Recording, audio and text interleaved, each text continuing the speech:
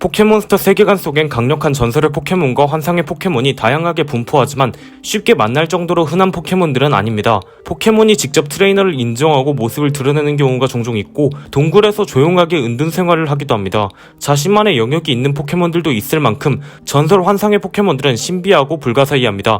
그 전설들도 급이 있는데 과연 전설과 환상 간의 강함과 권위 차이는 어느 정도일지 알아보는 시간을 갖도록 하겠습니다. 주제가 주제인 만큼 개인적인 의견이 다소 포함되어 있음을 숙지해 주시고 재미로만 봐주시면 감사하겠습니다.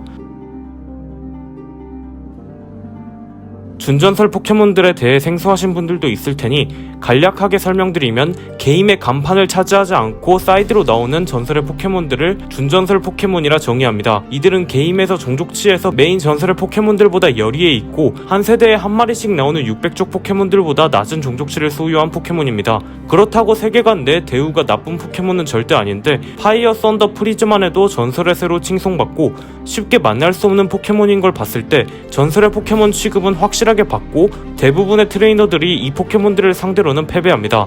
그러나 지우와 같은 숙련된 포켓몬은 이들을 상대로 고전할 수 있고 우위에 서는 경우도 있습니다. 그리고 준전설 내에서도 약간의 차이가 있을 수 있습니다. 예를 들면 히드론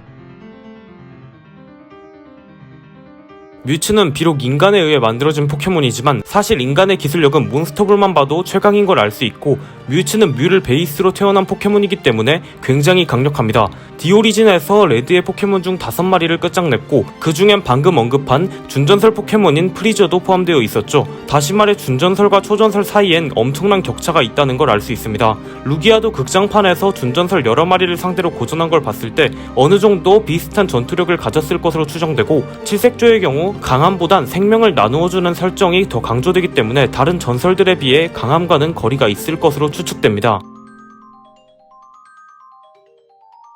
강력한 드래곤 포켓몬들입니다. 진실과 이상을 추구하는 전설의 포켓몬이지만 작중 강함은 위 포켓몬들보다 우세하다고 말하기는 애매한 축에 속합니다.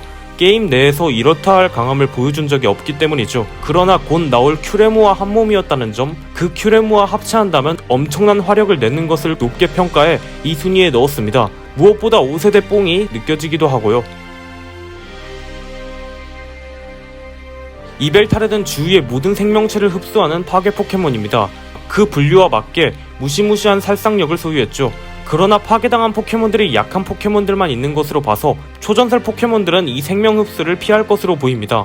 제르네아스는 이벨타르를 막을 힘과 이벨타르에게 생명을 빼앗긴 포켓몬에게 다시 생명을 준다는 점에서 이벨타르와 동일한 힘을 가졌을 것으로 평가했고 지가르드는 균형이 깨진다면 그 균형을 바로잡는 점에서 이 셋 모두 비슷한 강함을 소유했을 것이라 결론지었습니다.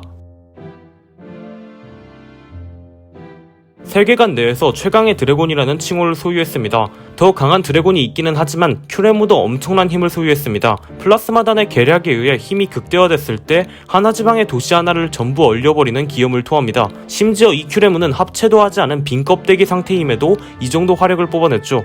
합체를 했을 때 더 강한 힘이 발휘되는데 만약 제크롬을 레시라무와 셋이서 합체해 원래의 모습이 된다면 그 힘은 신에 근접할 것으로 보입니다. 하지만 앞으로 10년간은 나올 일이 없으니 기대하실 필요는 없습니다.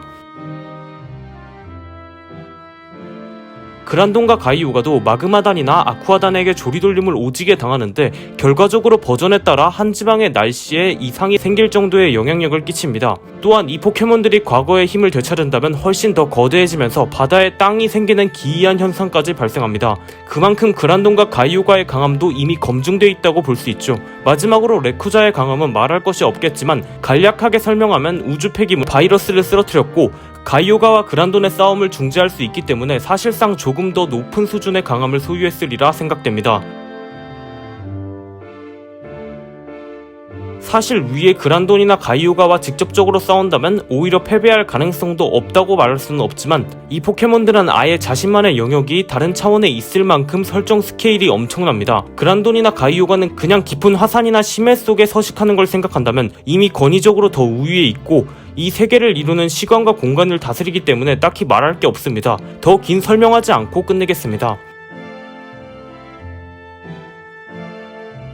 사실 이건 너무 뻔한 거여서 딱히 설명할 필요가 없습니다. 극장판에서만 봐도 이렇게 자신의 아들들에게 가정폭력을 가하는 건 물론이고 극장판 광륜의 마초신 후파에선 모든 초전설들에게 포효하는 그 절대적인 권력을 보여줬습니다.